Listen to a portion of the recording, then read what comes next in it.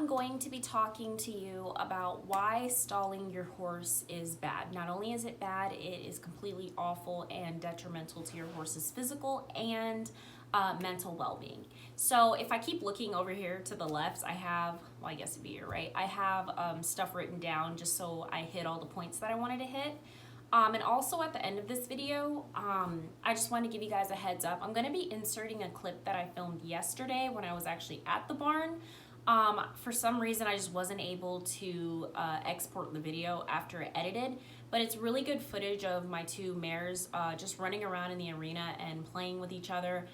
Even though they're turned out in a paddock 24/7 with each other, it's just them two. They were enjoying their time together in the arena, playing and being together and bonding. And so if I'm talking in that video and if a lot of it seems repetitive, like I said, it's because that's the original video that I was intending to post, and then it didn't work, but it was really good footage, and so I really wanted to add that into this video. So if you just want to see the horses playing and not hear me say all of this stuff over again, then completely just turn down the volume when you watch the clip, because I'm pretty much going to be saying the same thing, but I'm going to be a little more organized in this sit-down video.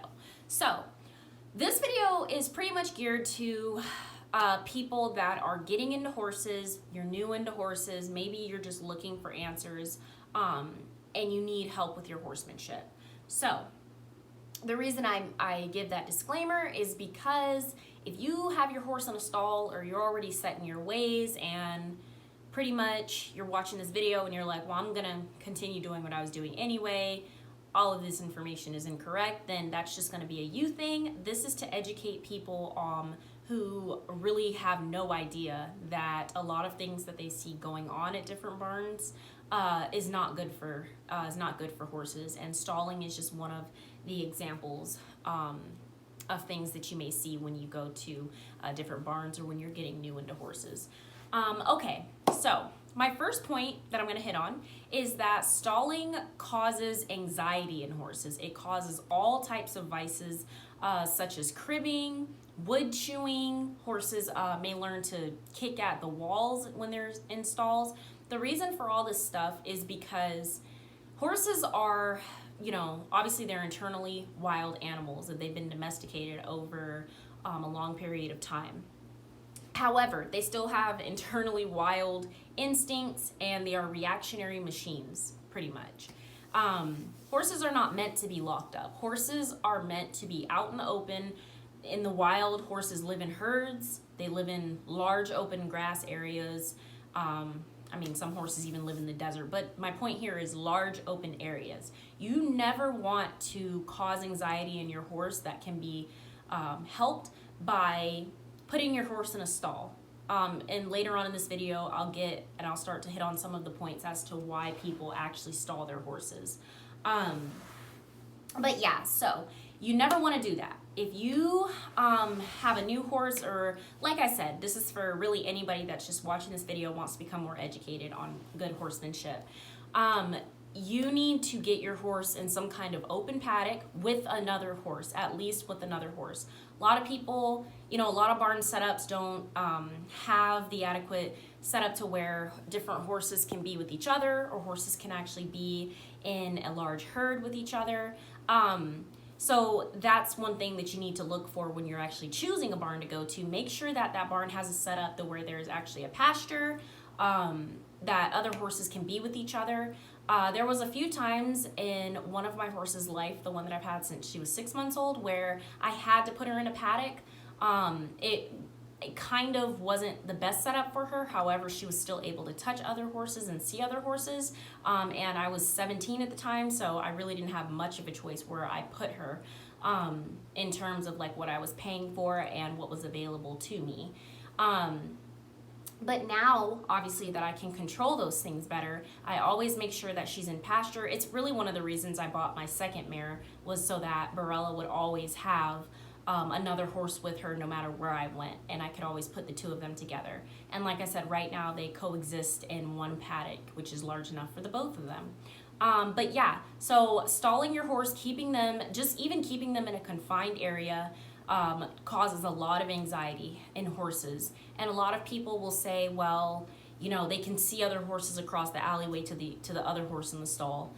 That's not, it's exactly the same thing as somebody putting you in a bathroom that just has a little window and locking you in there, and you don't have the freedom to go anywhere. Maybe you can just see out.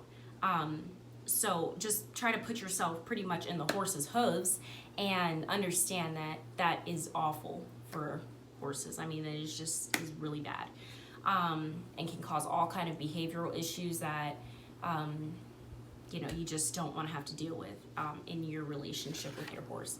The second thing I have down is that it definitely causes antisocial behavior in horses. So you'll often get people that will say, they'll use this as justification for locking their horse up. They'll say, well, my horse actually prefers its stall. So whenever I have my horse with a stall and a run, my horse always hangs out in the stall.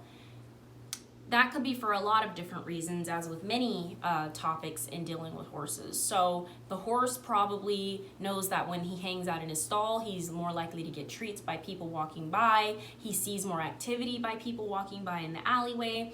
Maybe he gets thrown more food. So the horse has been conditioned pretty much to hang out in the stall because good things happen there. I mean, it's really no justification to just be like, well, I feed my horse and they have an entire hay net in their stall and they eat all day.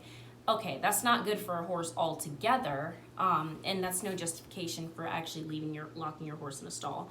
And the difference between locking your horse in a stall and having a stall that leads to a run or that leads to some kind of pasture or paddock, the difference between that is it's pretty much like this. If I'm in the bathroom, right, and I'm sitting in there on my own free will because I want to hang out in there for whatever reason, that's a lot different than somebody actually locking me in the bathroom. Like someone comes and closes that door and locks it. I no longer have the free will to get up and go as I please. Now I'm locked there. It's the same thing with horses. You may leave their run open, but they have the option to stand in their stall or to be in their stall or whatever the case. A lot of people will say, well, I bring my horse in its stall in the winter to keep it warm or in the summer to keep it cool.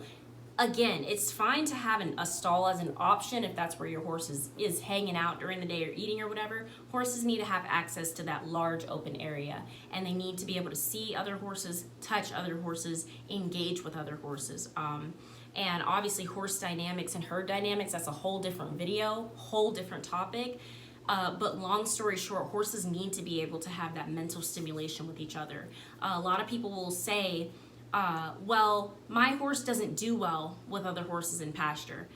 Most of the time, actually every time I've seen a horse that has antisocial behavior with other horses in pasture, when they are finally turned out in pasture, it is due to the simple fact that they have been kept alone, isolated, stalled up.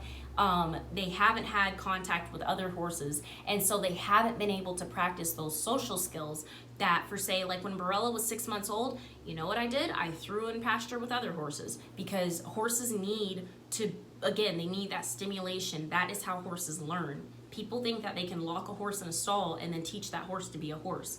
Horses know how to be horses. They've been doing it their entire lives. You need to turn your horse out in pasture so that they get the opportunities to learn communication. It's just like a child. Like, it's just like a baby. If I just kept my 1-year-old in this house all of the time and she saw no other children, she had no other interaction with other adults, anything like that, she would become antisocial. The same thing happens with horses. So yeah, so that is my second point. My third point is that it causes pent-up energy in horses. I'm actually going to end this portion of the video and I'm going to create a part 2 just because I don't want this video to go too much over. So I hit on 2 points just now. I'm going to end the video and then I will see you in the next video for part 2.